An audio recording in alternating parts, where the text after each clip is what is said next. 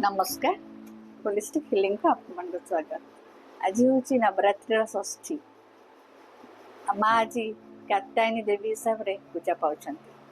माँ कात्यायनी होती साहस, स्वाधीनता एवं निष्पत्ति शक्तिर प्रतीक। आज टिप्स हूँ आम जेकोसी कम को गोटे जदि टाड़ी दौले दिन को दिन से कार्य को आज आरंभ करूँ